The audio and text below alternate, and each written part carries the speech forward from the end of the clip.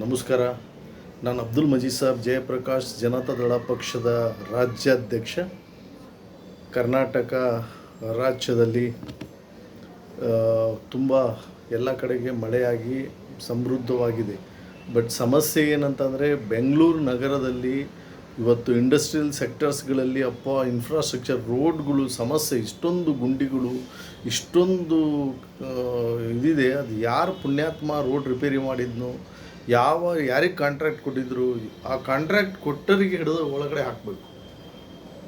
ಮತ್ತು ಕಾಂಟ್ರಾಕ್ಟ್ ಮಾಡ್ದನಿಗೆ ಅದು ಯಾರು ಮಾಡಿದಾನೆ ರೋಡು, ಇಷ್ಟು ವರ್ಷಗಳು ಮಿನಿಮಮ್ ಗ್ಯಾರಂಟಿ ಕೊಡಬೇಕಾಗ್ತದೆ. ಅವರು ಸುಮ್ಮನೆ ತೊಗೊಂಡೋಗಿ ಅರ್ಧ ಬರ್ಧ ಕೆಲಸ ಮಾಡಿ ಯಾವ್ಯಾವ ಥರನೋ ಏನು ಸಿಗ್ತದೆ ಅದನ್ನು ಹಾಕಿಬಿಟ್ಟು ರೆಡಿ ಮಾಡಿ ತಮ್ಮ ಒಂದು ಪಾಲ್ಗಳನ್ನು ತೊಗೊಳ್ಳೋದು ಇಂಪಾರ್ಟೆಂಟ್ ಅಲ್ಲ.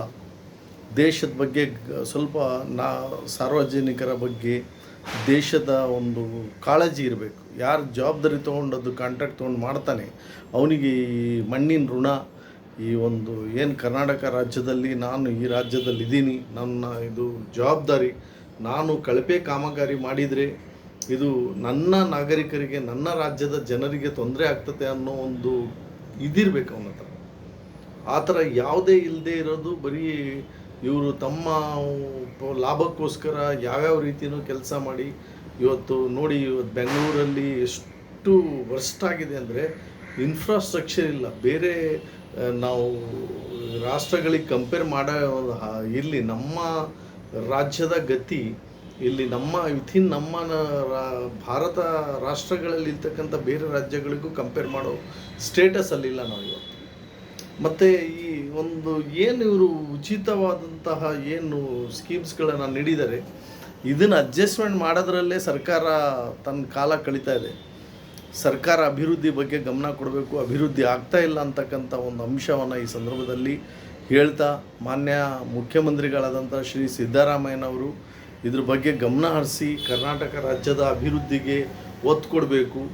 ಅವರು ಇವಾಗ ದಸರಾ ಒಂದು ಹಬ್ಬದ ವಾತಾವರಣದಲ್ಲಿ ಬ್ಯುಸಿ ಇದ್ದಾರೆ ಮೈಸೂರಲ್ಲಿ ಅಲ್ವಾ. ಸೊ ಈಗ ಬೆಂಗಳೂರು ಬಗ್ಗೆ ಬಂದ ತಕ್ಷಣವೇ ಬೆಂಗಳೂರಿಗೆ ಮುಂದೆ ನೆಕ್ಸ್ಟ್ ದಸರಾ ಹಬ್ಬ ಆದಮೇಲೆ ಬೆಂಗಳೂರು ಕಾಮಗಾರಿಗಳನ್ನ ಕೈಗೆ ಎತ್ಕೊಂಡು ಯಾವ ರೀತಿನಲ್ಲೂ ಬರೀ ಗುಂಡಿ ಮುಸ್ಲಿಕ್ಕೆ ಹೇಳಿದ್ದಾರೆ. ಗುಂಡಿ ಯಾವ ಥರ ಮುಚ್ತಿದ್ದಾರೆ ನಾನು ನೋಡಿದ್ದೀನಿ, ಹೆಂಗೆ ಮುಚ್ತಿದ್ದಾರೆ ಗುಂಡಿಗಳು. ಆ ಗುಂಡಿಗೆ ಒಂದು ಸ್ವಲ್ಪ ಅವನು ಏನೋ ಜಲ್ಲಿ ಮಣ್ಣು ಈ ಥರ ತೊಗೊಂಬರ್ತಾನೆ, ಅದಕ್ಕೆ ಹಾಕ್ತಾನೆ, ವಿತಿನ್ 4-5 ಡೇಸಲ್ಲಿ ಮತ್ತೆ ಕಿತ್ಕೊಂಡು ಹೋಗ್ತದೆ. This is not the correct idea.